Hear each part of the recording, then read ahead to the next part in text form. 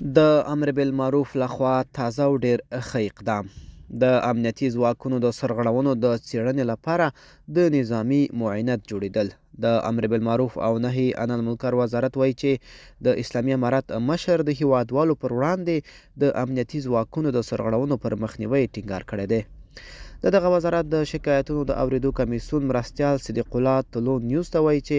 د اسلامي امارات د ځواکونو د سرغړونو د دوسیو د څیړنې لپاره د دغه وزارت تر چتر لاندې یو نظامی معاینت هم جوړ شوی دی.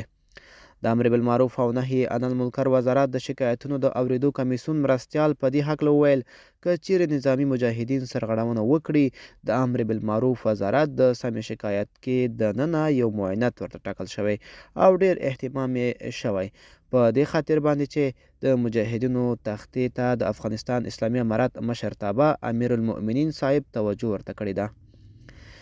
د شکایتونو د اوریدو کمیسیون مرستیال وایي چې د هغو کسانو لپاره چې د محتسبانو له 3 ځلې لارښوونې وروسته په مکرر ډول منکرات ترسره کړي په مرکز کې 1 ورځ او په ولایتونو کې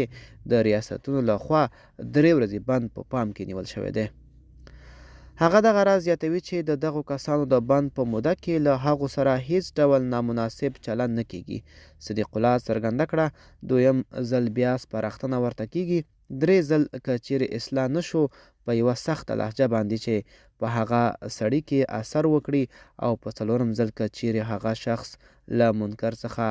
لاس ناخلي د محتسبینو لپاره 1 ورځ حبس دی. بلخوا یو شمېر هیوادوال له اسلامي امارت ته په تیره بیا امیر بالمعروف او نهي عن المنکر وزارت غواړي چې د هیوادوالو د رضایت د ترلاسه کولو لپاره لا ډېرې هڅې وکړي. دغه هیوادوال دغه راز ټینګار کوي چې هغه کسان باید تر پیژندلو وروسته مجازات شي چې له خپلې دندې ناوړه ګټه پورته کوي.